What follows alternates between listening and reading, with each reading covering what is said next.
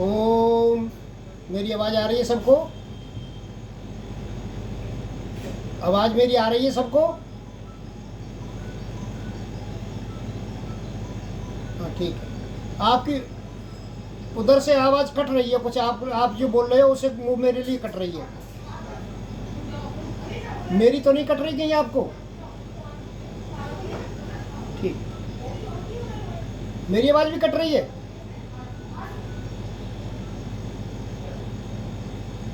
अच्छा अच्छा। ओम। यो भूतं च भव्यं च सर्वं यश्चादितिष्ठति स्वर्यश्च स केवलं तस्मै ज्येष्ठाय ब्रह्मणे नमः। तस्मै ज्येष्ठाय ब्रह्मणे नमः। तस्मै ज्येष्ठाय ब्रह्मणे नमः।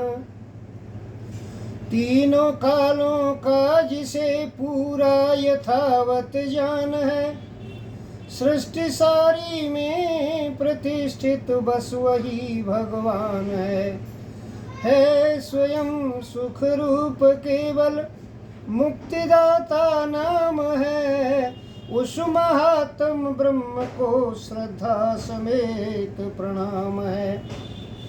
जिस बुद्धि को मांगते साधु संत सुजान, उस बुद्धि का हे प्रभु देना हमको दान। वेद स्वाध्याय सत्संग करते रहो, वेद स्वाध्याय सत्संग करते रहो। एक दिन प्राप्त सद्ज्ञान हो जाएगा। वेद स्वाध्याय सत्संग करते रहो, एक दिन प्राप्त सद्ज्ञान हो जाएगा। शांति होगी परम भ्रांति मिट जाएगी, पाप तापों का अवसान हो जाएगा। वेद स्वाध्याय सत्संग करते रहो, एक दिन प्राप्त सद्ज्ञान हो जाएगा। इस मीटिंग को होस्ट कर रहे आदरणीय मेहरोनी आर्य समाज के मंत्री श्री लखनलाल आर्य जी, प्रधान श्री पुरुषोत्तम वानप्रस्थी जी। वानप्रस्थी जी जुड़ नहीं रहे, क्या बात है? वानप्रस्थी जी आ नहीं रहे क्या?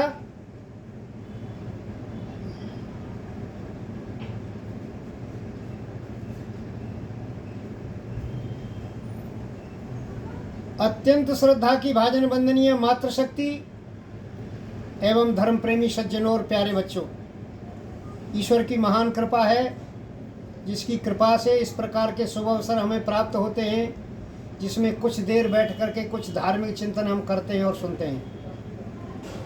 धर्म प्रेमी सज्जनों, यजुर्वेद के 40वें अध्याय के 17वें मंत्र पर विचार चल रहा है। ये यजुर्वेद का मंत्र ईशोपनिषद का भी अंतिम मंत्र है। हमारे स्तुति प्रार्थना उपासना में महर्षि दयानंद ने इसका विनियोग किया है।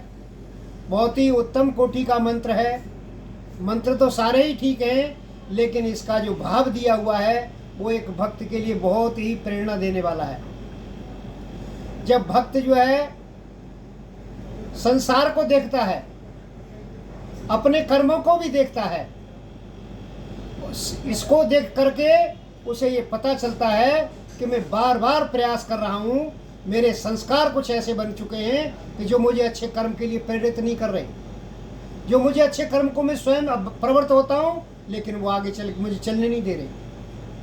जब ऐसी स्थिति देखता है तो जब पूर्ण पुरुषार्थ के उपरांत, महर्षि दयानंद प्रार्थना की परिभाषा लिखते हैं कि जब पूर्ण पुरुषार्थ के उपरांत जब किसी बलवान व्यक्ति से अथवा ईश्वर से सहायता मांगने का नाम प्रार्थना है, तो सज्जनों परमात्मा से प्रार्थना करता है भक्त। कहता है अग्ने नय सुपथा राय। इस वाक्य पर कल बहुत लंबा विचार चला कि अग्ने नय सुपथा राय, हे परमात्मन हमें जो है राय धन के लिए और ऐसा धन जो दूसरों को दिया जाता है ये केवल अपने उपयोग के लिए नहीं है। अब जितना हम देंगे उतना बढ़ेगा, ऐसा धन परमात्मा से चाहता है, अर्थात ज्ञान रूपी धन। ज्ञान रूपी धन को जितना हम बांटेंगे उतना बढ़ेगा, वो धन चाहता है परमात्मा से। और कैसे चाहता है? सुपथाराय, अच्छे रास्ते से चाहिए उसे। संसार में जो धारणा बनी हुई है, जो लक्ष्य से समझौता नहीं करता और कार्यों से समझौता, साधनों से समझौता कर लेता है, उसे लक्ष्य चाहिए। लक्ष्य को पूरा करने के लिए चाहे कैसा भी साधन उपयोग करना पड़े, ये धारणा संसार में बनी हुई है और लोग उस धारणा में चल रहे हैं। खूब गुटखे के कारोबार हैं, अच्छे कारोबार हैं, सज्जनों मांस के कारोबार हैं, पोल्ट्री फार्म चला रहे हैं, लेकिन साथ में दान भी करते हैं। तो वो व्यक्ति ये समझते हैं कि हमारा जो जितना जो गड़बड़ कर्म है वो इस दान से हमारा पूरा हो जाएगा। लेकिन सज्जनों, भक्त जो है इसकी मांग नहीं कर रहा। भक्त कह रहा है सुपथाराय, अच्छे मार्ग से चाहिए मुझे। अच्छे मार्ग, अच्छा मार्ग क्या है? अच्छा मार्ग धर्म का मार्ग है, उत्तरायण का मार्ग है सज्जनों, मोक्ष का मार्ग है। ये जो मोक्ष का मार्ग जो है ये धर्म का मार्ग है। इसलिए भगवान परमात्मा से ये प्रार्थना की जा रही है कि हे परमात्मन, मुझे सुपथ पे ले चलो, अच्छे रास्ते पे ले चलो मुझे, उस धन के लिए जिसको मैंने संसार को देना है। सज्जनों, एक दूसरा चरण इसका, एक जो है असमान शब्द इसके अंदर पड़ा हुआ है। असमान शब्द पहले चरण पर भी अपना प्रभाव डालता है और दूसरे चरण पर भी अपना प्रभाव डालता है। असमान कहते हैं हम सब के लिए। भक्त केवल अपने लिए प्रार्थना नहीं कर रहा, केवल ये प्रार्थना नहीं कर रहा कि केवल मेरे लिए अथवा मेरे परिवार के लिए, मेरे शहर के लिए अथवा मेरे गांव के लिए। सज्जनों, ये प्रार्थना नहीं कर रहा, वो मानव मात्र के लिए, संसार भर के लिए प्रार्थना कर रहा है। संसार भर के लिए कि हमारे समस्त प्राणी जगत के सबको जो है अच्छे रास्ते पे ले चलो परमात्मा। ये एक देहरी दीपक अलंकार स्वीकार किया गया है साहित्य में। देहरी दीपक अलंकार उसे कहते हैं कि जो देहरी में जब दीपक को रख दें तो कमरे के अंदर भी प्रकाश होगा और कमरे के बाहर भी प्रकाश होगा, उसको देहरी दीपक अलंकार के नाम से जाना जाता है। तो सज्जनों, इसमें जो असमान शब्द है ये देहरी दीपक अलंकार का काम कर रहा है। अर्थात पहले चरण पर भी इसका है कि हमें अच्छे रास्ते से सबको ले चलो, केवल मुझे नहीं, प्रार्थना करने वाले को नहीं, बल्कि सबको, प्राणी मात्र को ले चलो, अच्छे रास्ते पर ले चलो इसको हमें सज्जनों। और दूसरे पर भी प्रभाव डालता है। अस्मान विश्वानि देव वयुनानि विद्वान। विश्वानि देव, विश्व शब्द यहाँ संसार के लिए नहीं है सज्जनों। विश्व का मतलब संसार भी होता है और विश्व का मतलब समस्त होता है, सकल यानी समस्त।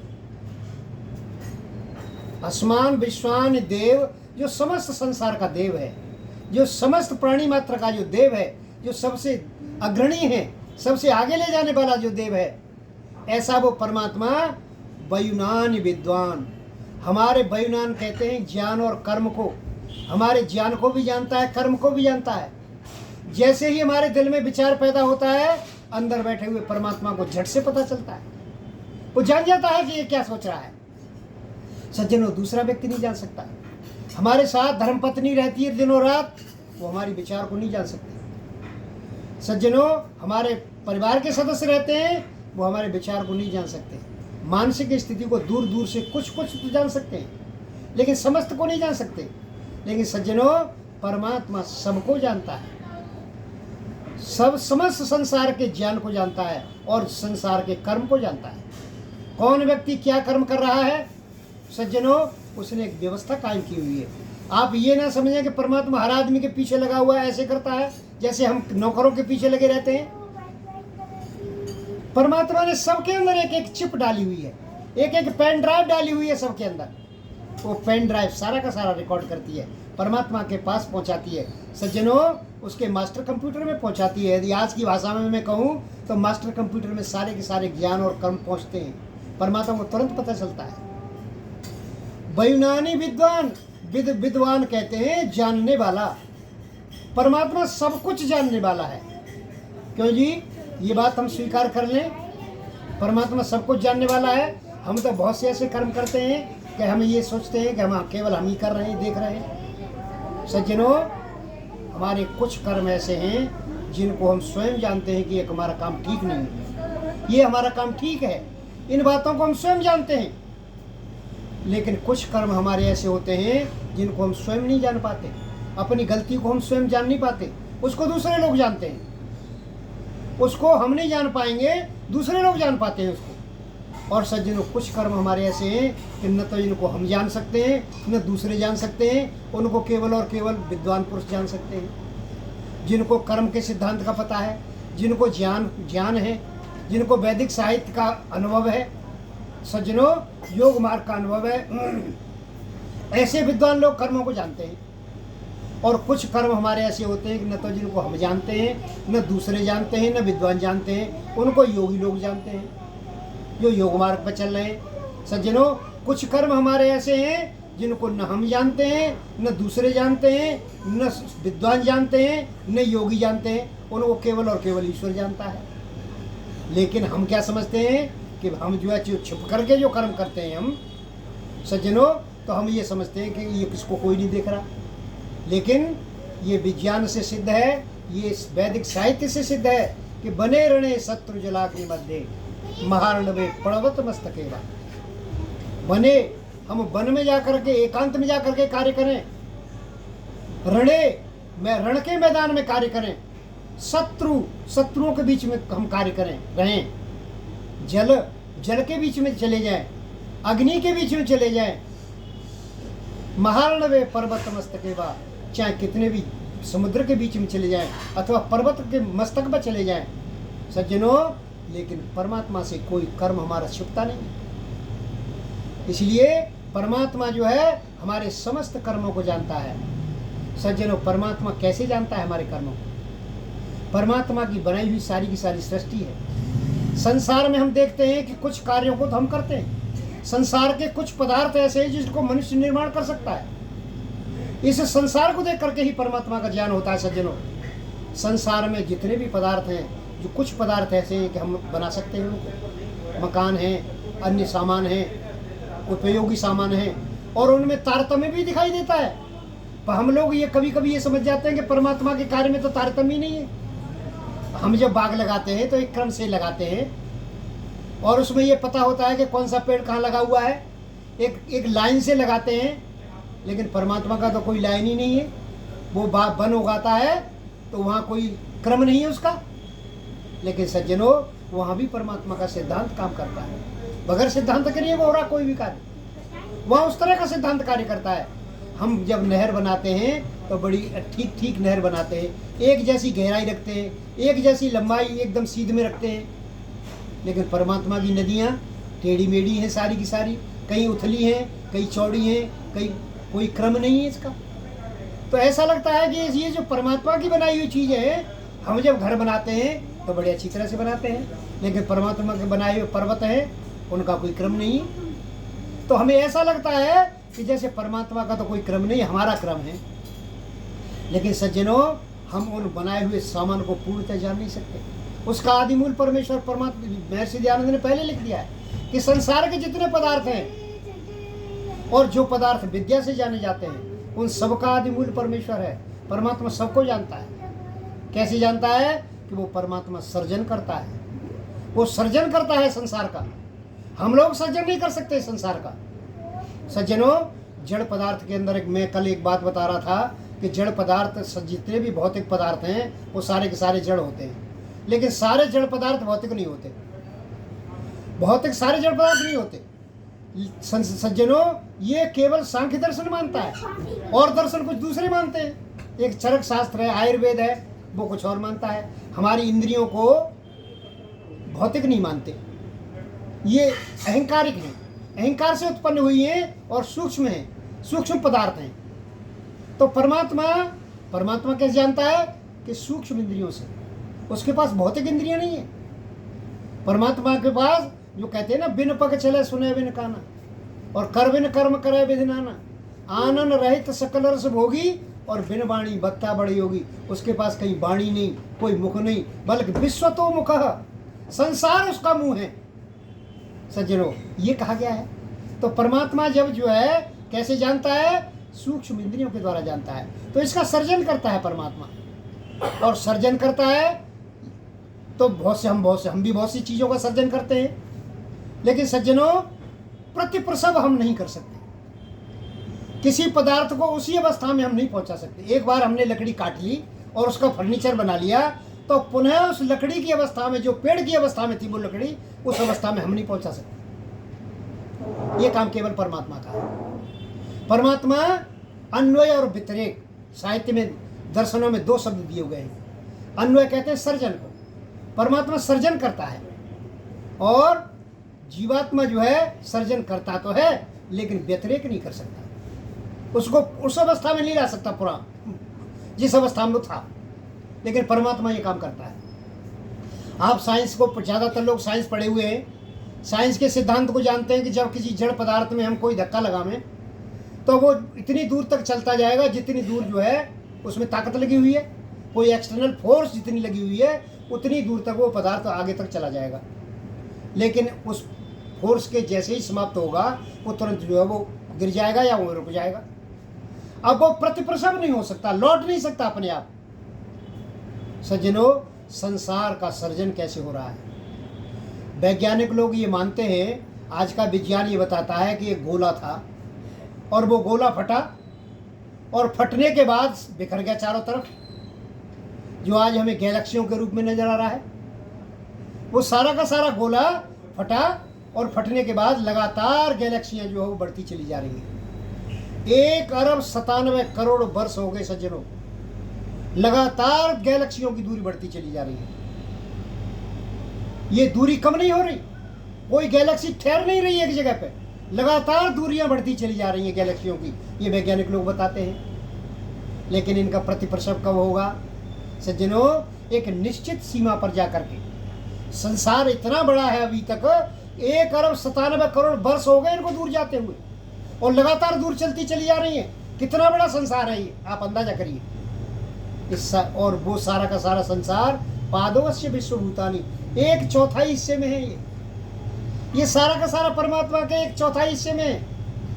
आकाश के 2 रूप है सज्जनों। आकाश एक तो स्पेस रूप है, स्पेस को भी हम आकाश कहते हैं। और सज्जनों, एक आकाश होता है जिसका शब्द गुण है, जो पंच तत्वों से बना हुआ है, जो पंचभौतिक तत्वों से बना हुआ है, वो जिसका शब्द गुण है, एक आकाश वो होता है।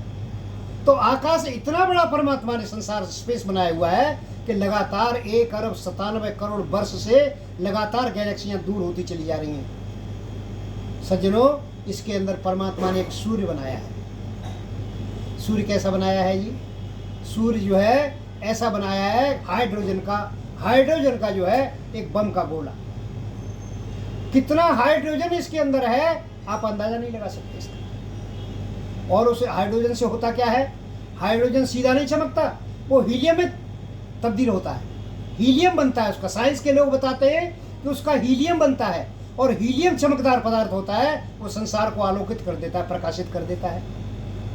तो उस जितना हीलियम बन के उसका जो डिजॉल्व हो रहा है, जो हाइड्रोजन जो है वो डिजॉल्व हो रहा है लगातार।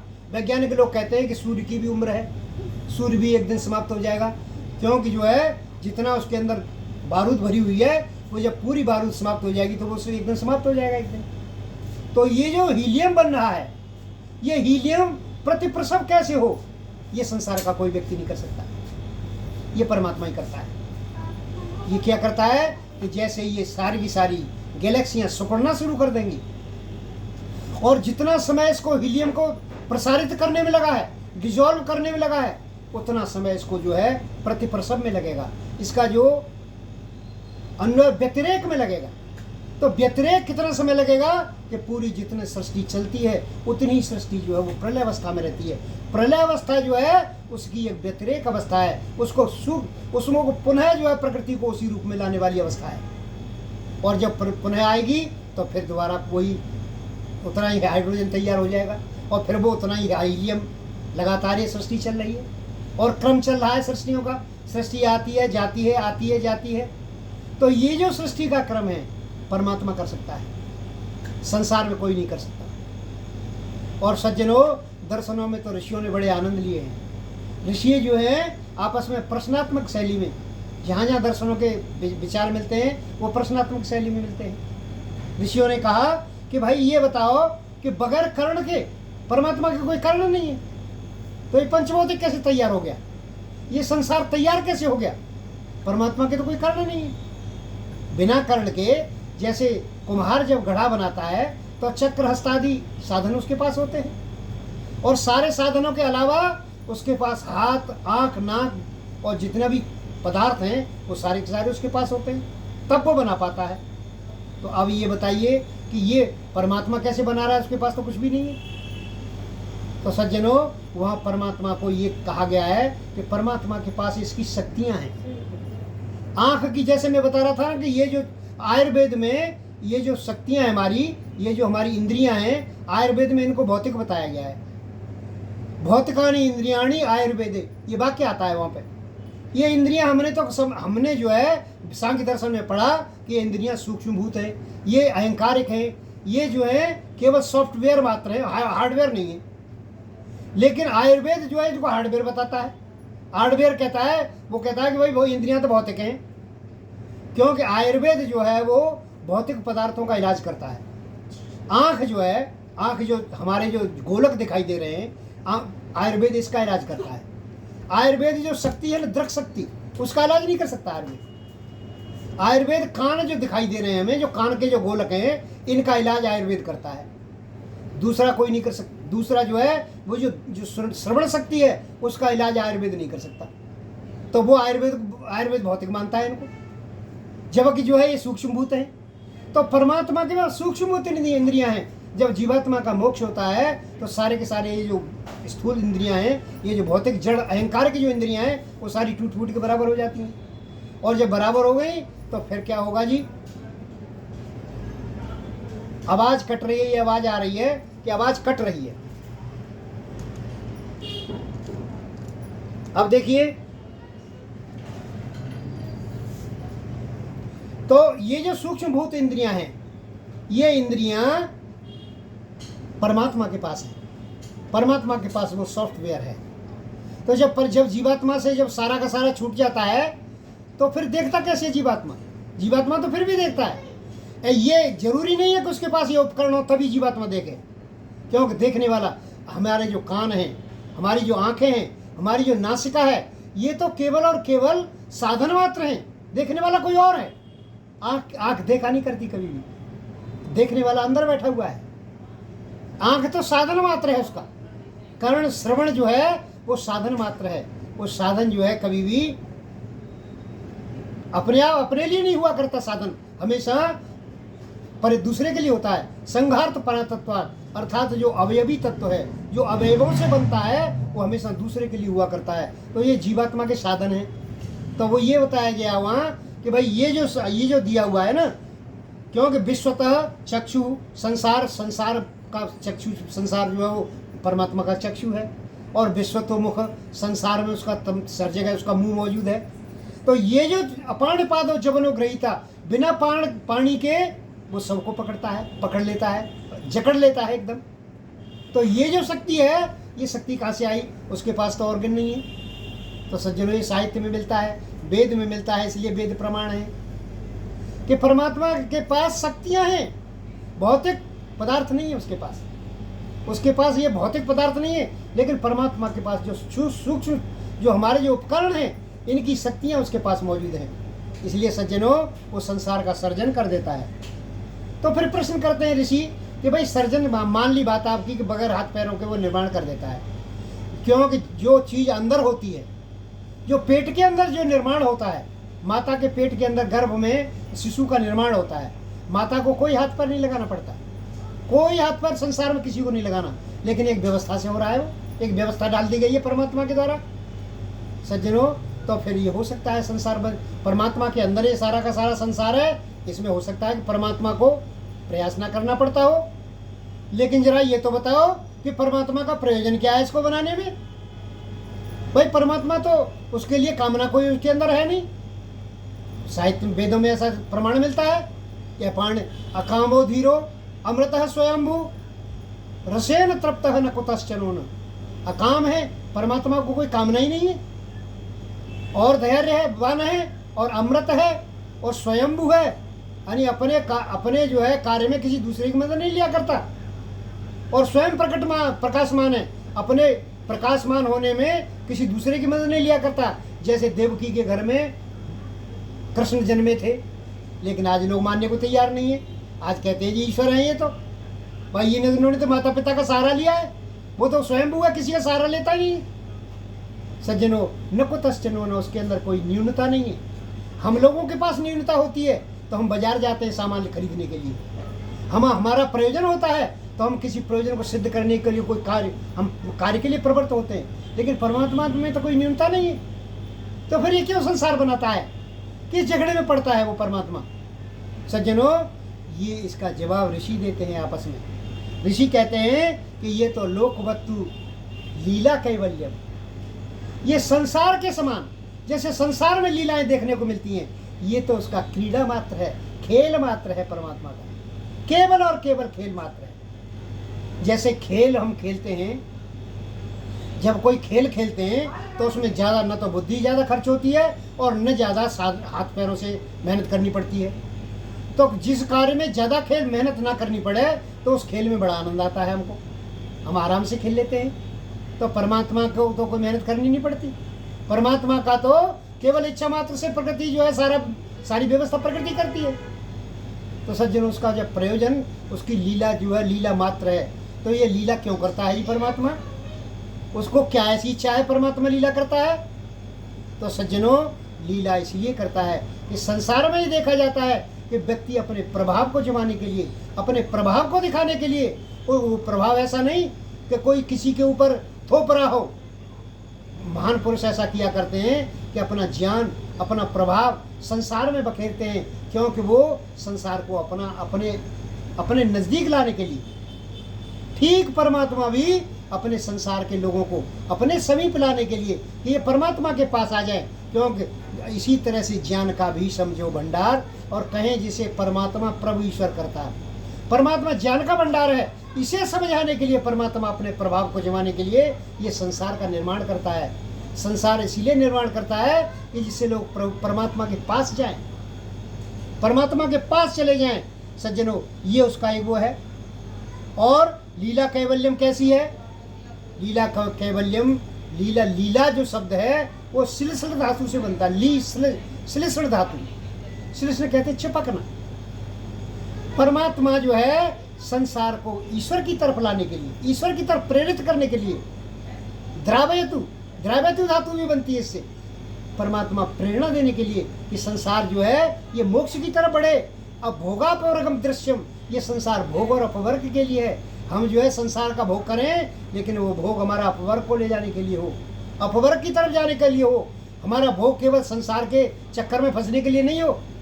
इसलिए हमेशा जो है हमें जो है ये परमात्मा अपनी तरफ ले जाने के लिए होता है। सज्जनों, उसका एक तीसरा प्रयोजन भी है।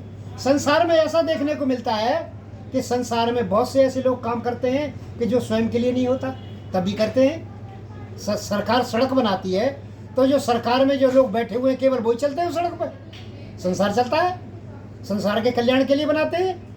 बहुत से लाला लोग जो बॉम्बे से चल करके हरिद्वार में धर्मशाला बना रखी है उन्होंने। सज्जनों, वो धर्मशाला जो है, धर्मशाला क्या करती हैं? वो सारी की सारी धर्मशालाएं जो हैं दूसरों के लिए हैं। लालाओं के लिए तो मकान अलग है, वो ये उसमें लाला ने तो रहना नहीं है उसमें।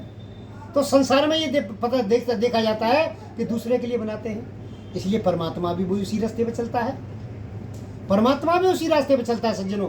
इसलिए संसार में परमात्मा निर्माण करता है, संसार का निर्माण करता है। इस संसार को मोक्ष की तरफ ले जाने के लिए उसने व्यवस्था ऐसी कर रखी है कि संसार को देख करके व्यक्ति मोक्ष की तरफ जाए। क्यों? हम देखते हैं कि हमारा गुलाब जामुन खाई, थोड़ा आनंद आया, हमें क्षणिक थोड़ी सी देर आया, और कोई चीज़ खाई, घंटे 2 घंटे आनंद आया। सज्जनों, परोपकार कर दिया तो वो जो है 10-5 वर्ष उसका याद रहता है और आनंद आता है। ऐसे ही धीरे धीरे करके जो संसार में सबसे बड़ा आनंद है, मोक्ष सबसे बड़ा आनंद है, जिसको प्राप्त करके फिर आनंदी भवती यम लब्धा आनंदी भवति, संसार में आनंद को प्राप्त हो जाता है, फिर और किसी आनंद की उसको आवश्यकता नहीं रहती। इसलिए मोक्ष का निर्माण, मोक्ष की तरफ प्रेरित करने के लिए संसार का निर्माण है परमात्मा के द्वारा, इसलिए ये प्रयोजन है उसका।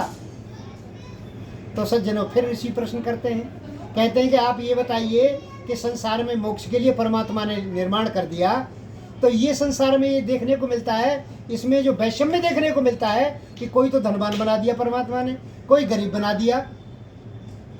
ये निर्दयता देखो परमात्मा की, किसी को अंग भंग बना दिया, किसी को जो है एक आंख से विहीन कर दिया, किसी को कान से विहीन कर दिया, किसी को हाथ से विहीन कर दिया। ऐसा क्यों करता है परमात्मा? परमात्मा तो तेने ये दुनिया बनाई, परमात्मा कैसी दुनिया बना दी तेने? इसलिए ये जो परमात्मा ने ऐसा विषम क्यों पैदा कर दिया? तो सज्जनों फिर ऋषि उत्तर देते हैं, ये कर्म की वैषम्यता है, ये कर्म की वैषम्यता है। हम जो कर्म करते हैं वो संचित होते रहते हैं, संस्कार बनते रहते हैं उनके। सज्जनों उस संस्कार से फिर हमें कर्म मिलती, हमें जो जन्म मिलता है और जन्म और भोग प्राप्त होते हैं। हमारे सारे के सारे, कल मैंने बहुत विस्तार से बताया था कि कर्म जो है संचित होते रहते हैं हमारे, और जब वो प्रतिफल देते हैं, जब वो नियत विपाकी हो जाते हैं, नियत विपाक देते हैं अब हमें सज्जनों, कुछ अनियत विपाकी हैं वो भी साथ साथ चलते हैं, और वो कर्म के अनुसार हमें सुख दुख और जन्म मरण मिलते रहते हैं। इसलिए संसार का प्रयोजन है, संसार में समस्त संसार को परमात्मा अपने ज्ञान को रख करके बैठा रहता है, उसके अंदर तो कोई कमी है नहीं। तो सज्जनों फिर परमात्मा की तरफ जीवात्मा की ताकत नहीं है कि परमात्मा को पहचान लेता है। इस संसार को देख करके परमात्मा को पहचान सकता है, लेकिन सज्जनों बगैर यदि संसार नहीं बनाता तो स्वयं जीवात्मा संसार परमात्मा को पहचान नहीं सकता था।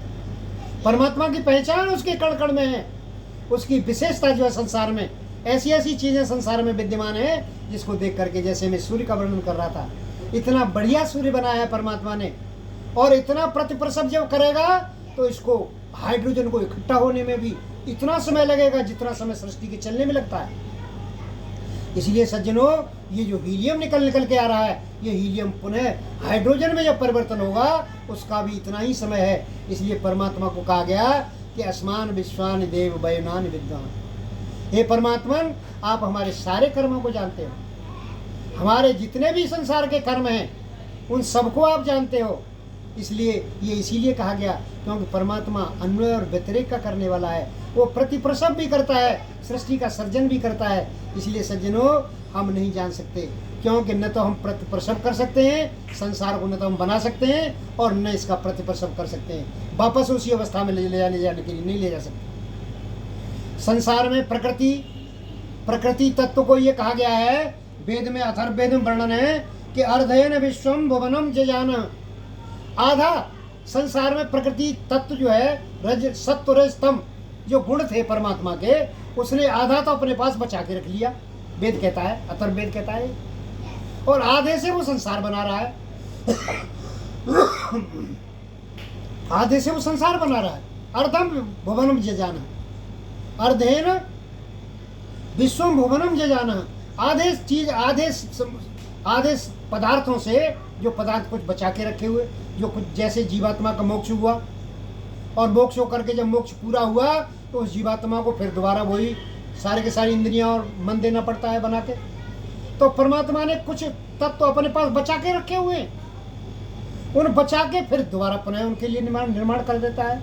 एक कुछ सज्जन तो ऐसा मानते हैं, और कुछ विद्वान कहते हैं कि उसके पास तो स्पेयर पार्ट पहले से ही पड़े हुए हैं, जैसे ही जीवात्मा का मोक्ष पूरा हुआ तुरंत उठा करके परमात्मा उसको दे देता है। ये तरह तरह की लगातार साहित्य में मान्यताएं हैं सज्जनों, लेकिन परमात्मा की व्यवस्था बड़ी विचित्र है। संसार में ऐसी विचित्र व्यवस्था किसी की नहीं हो सकती। इसलिए ये हमारे ज्ञान और कर्म को जो व्यवस्थित करने वाला है, हम पुण्य करके मस्त हो जाते हैं। हम जो है, जैसे हम किसी को 100 रुपये दे दें तो हम बड़ा ध्यान रखते हैं उसका, और ध्यान करके यदि वो व्यक्ति भूल जाता तो उसे याद दिलाते हैं कि भाई 100 रुपये तुमने हमारे से लिए थे, आप उनको वापस कर दीजिए।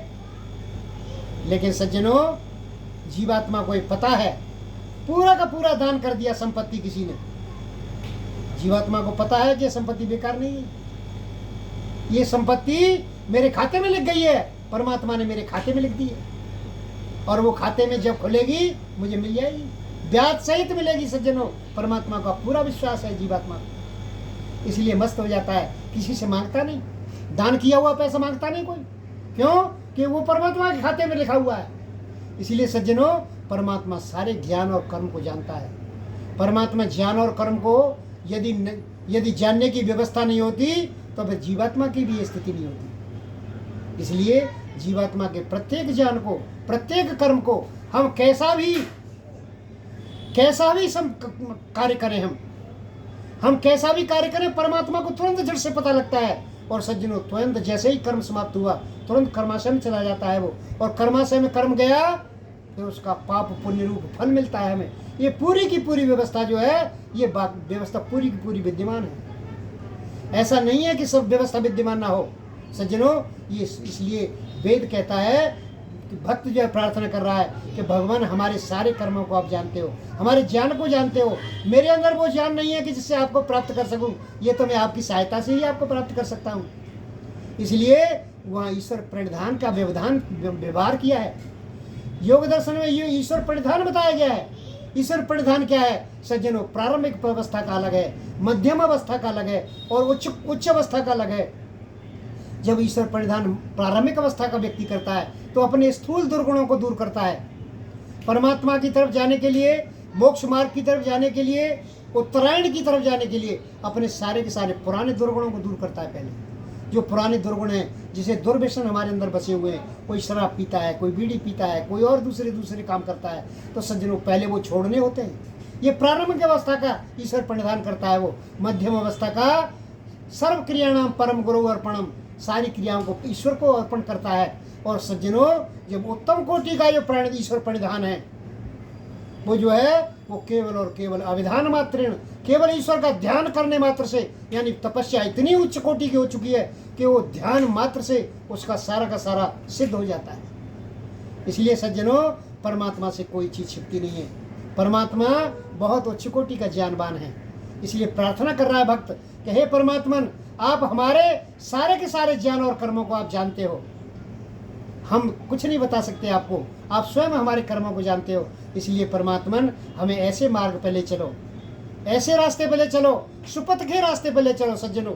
ये परमात्मा ये ईश्वर से प्रार्थना कर रहा है भक्त। लेकिन आगे एक शब्द और कहा, एक चरण और कहा, योद अस्मान जुहुराणमेनम, योधि अस्मत्, यानी हमारे सबके, योधि माने दूर कर दीजिए, अस्मत् जुहुराणम, जुहुराणम कहते हैं कुटिलतापूर्ण कर्म, एनम कहते हैं पापम, पाप रूप कर्म को। एन जो है, एनस जो शब्द है, ये एनस महर्षि दयानंद उणादि कोश में इसका बहुत बढ़िया अर्थ लिखते हैं। कहते हैं ईयते प्राप्यते दुखम अनेरेति एनम, यानी जिसके द्वारा, जिस पाप कर्म से हमें दुख मिलता है आगे चल के, पाप कर्म का फल सज्जनों हमेशा दुख के रूप में हमारे सामने आता है। पुण्य कर्म का फल जो है हमेशा सुख के रूप में हमारे सामने आएगा। इसलिए पाप कर्म और पुण्य कर्म, ये संसार में परमात्मा जो है, परमात्मा इनको ठीक कर सकता है। वेद कहता है न इंद्रात ऋते पवते धाम किंचन, संसार में परमात्मा के अलावा इस बुद्धि तत्व को, हृदय को कोई पवित्र करने वाला नहीं है। जितने भी साबुन हैं हमारे, सारे लगा के देख लिए सज्जनों, लेकिन केवल और केवल परमात्मा इसको दूर कर सकता है। इसीलिए प्रार्थना की जा रही है कि हमारे जो दुर्गुण हैं, कुटिलतापूर्ण कर्म हैं हमारे, उनको आप दूर कर दीजिए परमात्मन। क्योंकि कुटिलतापूर्ण कुछ कर्म तो ऐसे हमारे, मैं अभी बता रहा था कि कुछ कर्म जो है हम जो है सार्वजनिक रूप में मान जाते हैं कि भाई हमारी गलती है ये, लेकिन कुछ कर्म जानबूझ के करते हैं हम। मैंने कल आपको ये बताया था कि कुछ कर्म ऐसे, जैसे चींटी मर गई हमारे पैर से, अंधेरे में चले जा रहे हैं, चींटी मर गई सज्जनों, तो ऐसे जो कर्म हैं उनका संस्कार कर्माशय नहीं बना करता, लेकिन हमारे अनियत विपाकी कर्म हमारे साथ साथ रहते हैं वो, और हमें दंड देते रहते हैं आगे चलते। कर्म तो हुआ है लेकिन आपको पता नहीं है। लेकिन जो कुटिलतापूर्ण कर्म है, जो जानबूझ करके किए जाते हैं, किसी को कष्ट देने के लिए जो जानबूझ करके कुटिलतापूर्ण कर्म किए जाते हैं, उन कर्मों का फल संसार में कोई माफ करने वाला नहीं है। वो परमात्मा उनका जरूर फल देता है। इसलिए परमात्मा से प्रार्थना की जा रही है कि परमात्मा जो कुटिलतापूर्ण कर्म हमारे हैं, कुटिलतापूर्ण कर्मों को दूर कर दीजिए। परमात्मा ही कर सकता है सज्जनों, और संसार में किसी की व्यवस्था नहीं। कोई संसार में कुटिलता पूर्ण कर्मों को दूर नहीं कर सकता, क्योंकि परमात्मा जब नियंत्रण करता है तो अंदर अंतर्यामी है। वो अंतर बैठ करके यामी कहते हैं नियंत्रण करता है, सारे के सारे प्रकृति तत्व पर नियंत्रण है। जैसे मैंने आपको कल बताया था कि परमात्मा सत्व और रजतम की स्थिति को ऊंचा नीचा करता है। सत्व रजतम प्रकृति उसके साथ है, प्रकृति तत्व से बनता है सारा कुछ हिसाब किताब। हमारा जितना भी हमारा जो भौतिक जगत है सारा प्रकृति तत्व से बना हुआ है। हमारा जो सूक्ष्म इंद्रियां और मन है वो प्रकृति तत्व से बने हुए हैं सज्जनों, उनका नियंत्रण भी परमात्मा के पास है। लेकिन जीवात्मा को दिए हुए हैं, जीवात्मा पर नियंत्रण है उनका। लेकिन सज्जनों उनके बनाने में, उनकी व्यवस्था में वो जैसे जैसे संस्कार उभारेंगे, मैंने एक दिन आपको बताया था कि तत्त विपाको अनुमानेन अभिव्यक्ति वासना नाम, जीवात्मा स्वयं अपने अभिव्यक्ति करता है पाप की, परमात्मा नहीं देता किसी को दंड। सज्जनों जीवात्मा स्वयं उठाता है उसको, उसकी उस स्थिति में परिवर्तन करेगा। परमात्मा परिवर्तन तो करेगा लेकिन वृत्ति वही खुद उठाएगा। वही कर्म करेगा जिससे उसे दंड मिलना है, वही कर्म करेगा जिससे उसे सुख मिलना है। ये सज्जनों ये परमात्मा ये जीवात्मा उठाता है। मैंने उसके कारण भी बताए थे आपको। वो कैसे उठाता है कि हमारे जो कर्म हैं, ये पूर्व जो संस्कार जो बने हुए हैं उनके हिसाब से भी हमारी जो वृत्तियाँ उठती हैं। कुछ हमारे वर्तमान के कर्मों के हिसाब से भी हमारी वृत्तियाँ उठा करती हैं, वर्तमान कर्मों को देख करके भी हमारी वृत्तियाँ बनती हैं सज्जनों। और कुछ कर्म जो है हमारे संचित कर्म हैं, जो हमारे पुराने संस्कार से वो भी वृत्तियाँ बना करती हैं, और कुछ आलम्बन से बनती हैं। जैसे ही आलम्बन उपस्थित हुआ और आलम्बन से वृत्ति, जैसे मैंने आपको उदाहरण दे के बताया था कि जब जैसे हम सत्संग सुन रहे हैं और अचानक 10 पुलिस वाले थानेदार को लेकर के उस मंदिर में आ गए, तो जो डर का भाव था वो हमारे पास नहीं था उस समय। हमारे अंदर तो सात्विक वृत्ति जागृत हो रही थी, हम तो अच्छी अच्छी बात सुन रहे थे। लेकिन फिर एकदम वृत्ति में परिवर्तन आया, एक डर सा लगने लगा कि भाई ये क्यों आए, पुलिस वालों का यहाँ क्या काम, मंदिर में कोई न कोई बात हुई है, ये आए क्यों यहाँ पे। तो ये जो वृत्ति का भाव पैदा हुआ है ये आलम्बन उपस्थित होने पर, यानी संसार में जब दुश्मन को देख लेते हैं ना तो तुरंत क्रोध का भाव अंदर से आ जाता है। सोया पड़ा है अंदर, अंदर जग नहीं रहा वो भाव, लेकिन सोया पड़ा होने के बावजूद वो वृत्ति जो है आलम्बन को देख करके, हम अपने मित्र को देख करके एकदम खुश हो जाते हैं। ये कैसे हो गया, हम तो दुख में बैठे हुए थे, ये हम खुशी के भाव कैसे आ गए, हम अपने मित्र मंडली को देख करके एकदम खुश हो जाते हैं। तो ये जो वृत्तियां उठती हैं सज्जनों, इसको जीवात्मा उठाता है। संसार में परमात्मा ययोधि अस्मत् जोहराण मेनम, कुटिलतापूर्ण जितने भी कर्म हैं सज्जनों, परमात्मा से प्रार्थना की जा रही है कि हे परमात्मन इसको केवल और केवल आप दूर कर सकते हो, दूसरा कोई नहीं कर सकता। न इंद्रा तरिते पवते धाम किंचन, संसार में परमात्मा के अलावा इस मन को और बुद्धि को पवित्र करने वाला कोई नहीं। अंदर से पवित्र करता है सज्जनों, लेकिन उसके संपर्क में तो बैठे हम। संपर्क में कैसे बैठेंगे, संपर्क में बैठेंगे जब परमात्मा के ध्यान में बैठेंगे। आज परमात्मा के ध्यान करने का तरीका बदल गया है, आज भजन गाने में बड़ा आनंद आता है। ये सामवेदी विद्या है, कम नहीं है। ये जो है नारद मुनि की विद्या है, सामवेद की विद्या नारद मुनि की विद्या है सज्जनों। जब हमारा मन इधर उधर कहीं ईश्वर में ना लगे तो भजन के माध्यम से भी हम लगाने की कोशिश करते हैं सज्जनों। तो ये जो मन हमारा जब लगता है ईश्वर के अंदर, आगे कहा गया भूयिष्ठाम ते नमः उक्तिम विधेम, हम कैसे आपकी नम्रता पूर्वक स्तुति करें सज्जनों। हम जो है ऐसी स्तुति करें कि जब तक मोक्ष न हो जाए। भूयिष्ठाम बृहद मात्रा में, कितनी बृहद मात्रा जब तक हमारा मोक्ष न हो जाए तब तक प्रार्थना करें। इसलिए हमें प्रार्थना केवल सीमित मात्रा में नहीं, 5 मिनट करके हट के उठ गए प्रार्थना हो गई, ये प्रार्थना से काम नहीं चलेगा। मैं स्वामी सत्यपति जी कहा करते थे कि 24 घंटे ईश्वर का अनुभूति बनाए रखना, ये ध्यान करना हर समय कि परमात्मा हमारे प्रत्येक कर्म को देख रहा है।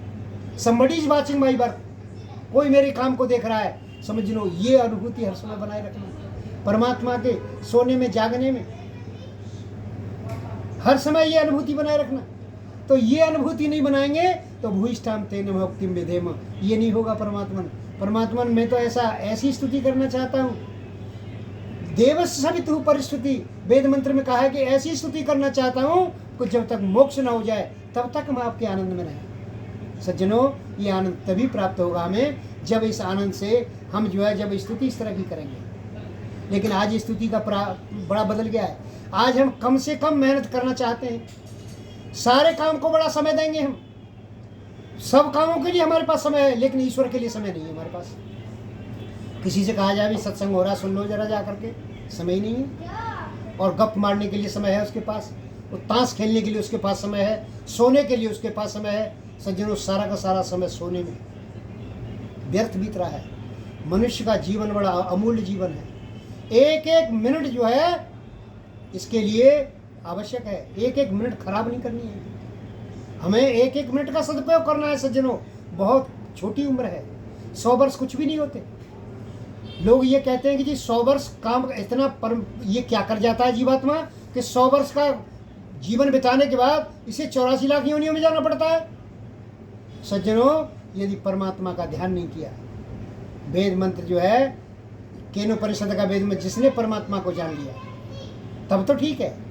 और नेचोद ब्रुवात महती विनिष्टि, जब परमात्मा को जाना नहीं तो बहुत महान विनाश हो गया। ये क्यों कहा है ऐसा? सज्जनों, इस मनुष्य योनि में जो कर्म हम करते हैं, जिस तरह से हम जीवन यापन करते हैं, जिस तरह से हम भोजन खाते हैं, इसमें केवल हमारा योगदान नहीं है, संसार के और भी जीवों का योगदान है इसके अंदर। हम भोजन खाते हैं, हम गेहूँ खाते हैं, तो गेहूँ 100 ग्राम गेहूँ खा लिया हमने, और वो 100 ग्राम गेहूँ 10 पेड़ों से आया है निकल के। परमात्मा ने 10 जीवों को 3 महीने के लिए नियुक्त किया था वहाँ पैदा करने के लिए।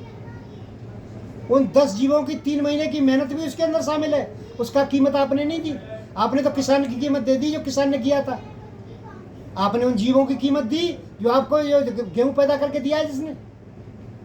सज्जनों, उनकी कीमत हमने नहीं दी। दाल खाई हमने, दाल के पेड़ में एक जीव होता है सज्जनों, उसकी गांठों में एक एक गांठ में 100 जीव होते हैं। वो क्या करते हैं कि जो है जो वायुमंडल में जो नाइट्रोजन फैली हुई है उसको वो नाइट्रेट में बदलते हैं। खाद की फैक्ट्री लगी हुई है परमात्मा की, देखिए सज्जन, वो नाइट्रेट में बदल करके उस पौधे को नाइट्रेट खाद को देते हैं, और पौधा उस खाद को लेकर के उसको प्रोटीन में बदलता है, दाल में बदलता है उसको। सज्जनों, उससे हमें प्रोटीन मिल रही है। तो कितने जीवों का श्रम जो है हमारे साथ लगा हुआ है, लेकिन हमने तुरंत दाल खा ली और लगातार खाते चले जा रहे हैं। सज्जनों, यदि ईश्वर को नहीं जाना, यदि ईश्वर को हमने नहीं जाना, तो सज्जनों, इन सारे जीवों का हमें जितना भी श्रम हमारे साथ लगा हुआ है सारा का सारा देना पड़ेगा। ये जा नहीं सकता। परमात्मा के यहाँ एक एक जीव के मेहनत की हिसाब किताब है। और यदि परमात्मा के यहाँ हमने परमात्मा को प्राप्त कर लिया इस जन्म में, तो सज्जनों फिर किसी जीवात्मा के कर्ज को देने की जरूरत नहीं है। ये रिलैक्सेशन परमात्मा के तरफ से। भूतेषु भूतेषु विचिन्त्य धीराः अस्मात् लोकात् अमृता भवन्ति। संसार में प्रत्येक प्राणी के बारे में सोच करके, और जब वो ईश्वर की तरफ प्रवृत्त होता है व्यक्ति, तब जो है उसको फिर अमृत तत्व को प्राप्त करता है, परमात्म तत्व को प्राप्त करता है। और संसार में कोई नियम नहीं है सज्जनों। इसलिए इस मनुष्य योनि में रहते हुए इतने उपकार ले लेते हैं लोगों के कि वो 84 लाख योनियों में जा करके हम दूध पीते हैं। गाय के अंदर कीटाणु जो है वो दूध का निर्माण कर रहे हैं, उनकी भी सेवा ले ली हमने। सज्जनों, दही खाते हैं, दही कीटाणु दूध से दही में बदल रहे हैं, उनकी भी सेवा ले ली हमने। लगातार सेवा लेते चले जा रहे हैं, लेकिन उस सेवा का प्रतिफल क्या है? प्रतिफल केवल और केवल ईश्वर है। यदि ईश्वर को जान लिया इस जन्म में तब तो हम ठीक है, लेकिन यदि ईश्वर को नहीं जाना, नोचेत अवेदित महती विनिष्टि, नोचेत ब्रुयात अथ सत्यमस्ति, नचेत ब्रुयात महती विनिष्टि। महान विनाश हो गया उसका यदि उसने जाना नहीं परमात्मा को। भूतेषु भूतेषु विचिन्त्य धीराः अस्मात् लोकात् अमृता भवन्ति। प्राणी के बारे में जीवात्मा जब सोचता है सज्जनों, फिर उसे अपने कर्म का पता चलता है कि मैं ये कर क्या रहा हूँ। मैं तो परमात्मा की तरफ जान ही नहीं, उसकी कृपा का हमें पता ही नहीं है। हम तो इन पेड़ों को वैसे ही समझते रहे, हम तो इन संसार के जितनी वनस्पतियाँ हैं इनको ऐसे ही समझते रहे, हम तो जीव समझते ही नहीं इन्हें।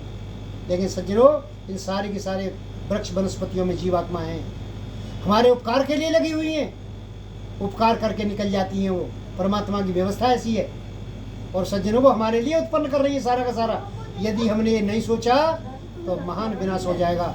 इन 84 लाख योनि में पढ़ पढ़ करके और सारे सारे जीवों का हमें कर्ज देना पड़ेगा। लेकिन यदि ईश्वर को जान लिया हमने, एक बार ईश्वर को हमने प्राप्त कर लिया, उसकी स्तुति प्रार्थना उपासना कर ली हमने।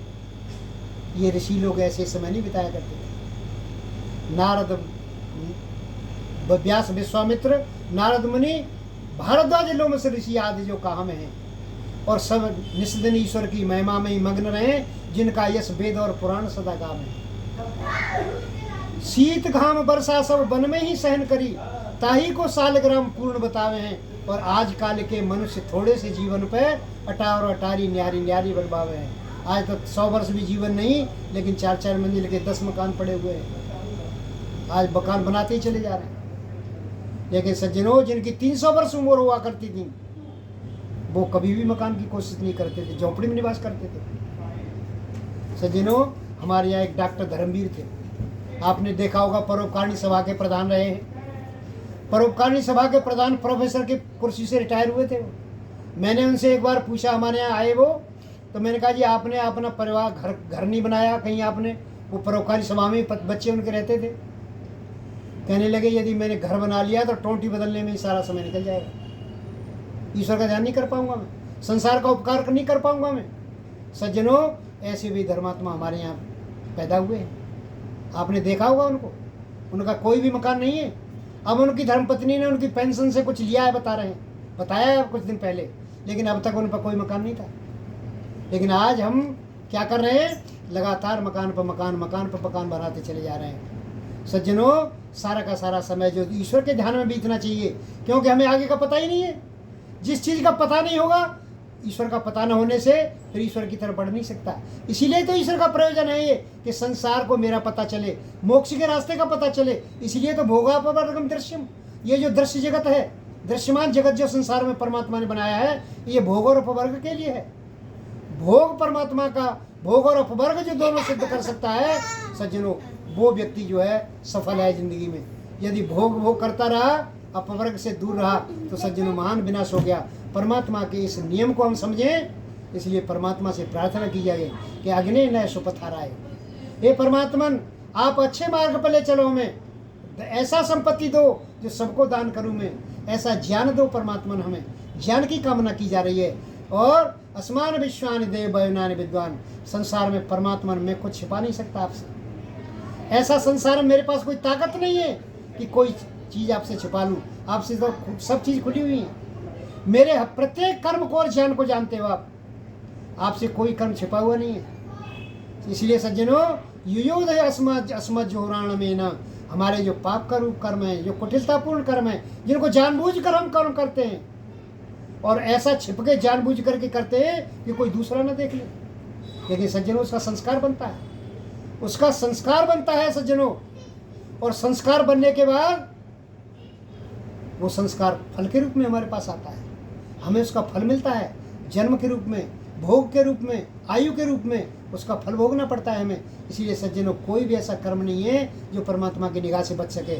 इसलिए परमात्मा से प्रार्थना की जा रही है कि परमात्मा ने ऐसे कर्म हमें करवाइए, जैसे कुटिलतापूर्ण कर्मों को दूर कर दीजिए हमारे से, जो हमारे मोक्ष के मार्ग में साधक हैं, जिन कर्मों से मोक्ष की तरफ बढ़ देंगे, हम बढ़ जाएंगे, हम ऐसे कर्मों की तरफ बढ़ाइए सज्जनों। हमें परमात्मा से प्रार्थना कर रहा है, भूष्ठाम ते नमः भक्तिम विधेयम, हम भूष्ठाम, परमात्मा ने इतनी नम्रता पूर्वक स्तुति करता हूँ कि भूष्ठाम कहते हैं बहुत बृहद मात्रा में, बहुत बड़ी मात्रा में मैं कर रहा हूँ, और इतनी मात्रा में कि संसार में उस मात्रा का कोई पैमाना नहीं है।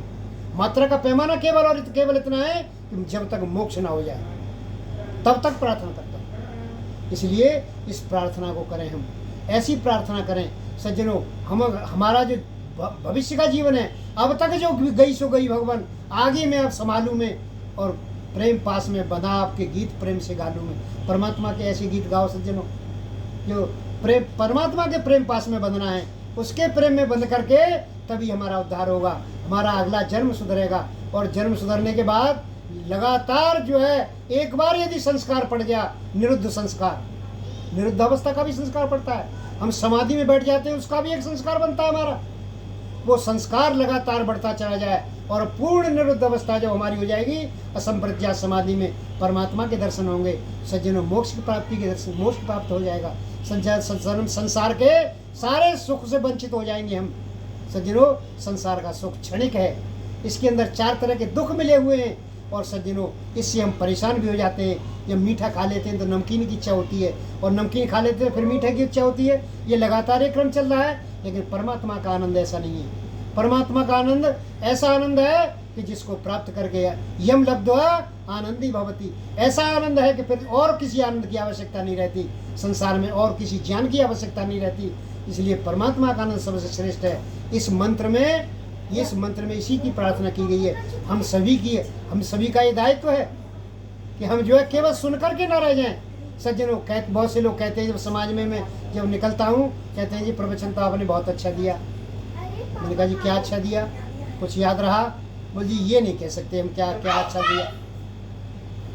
सज्जनों, ऐसा प्रवचन सुनने का कोई लाभ नहीं है जिसको हम धारण ना कर सके। जो आदमी बोल रहा है वो कुछ पढ़ के बोल रहा है कहीं से, तो सज्जनों उसको धारण करना भी हमारा कर्तव्य है, हमारा दायित्व है। उसको हम जो है सभी जो है याद रखें, उसके ऊपर चलने की कोशिश करें सज्जनों, तब हमारा सुनने का लाभ होगा। इन्हीं शब्दों के साथ मैं आप सभी का बहुत बहुत धन्यवाद करता हूँ। मास्टर जी का बहुत बहुत धन्यवाद। आप लोगों से मेरा परिचय करा देते हैं हर हफ्ते और हर महीने में लगभग 1-2 दिन बाद। इन्हीं शब्दों के साथ मैं सभी का नमस्कार। ओम शम।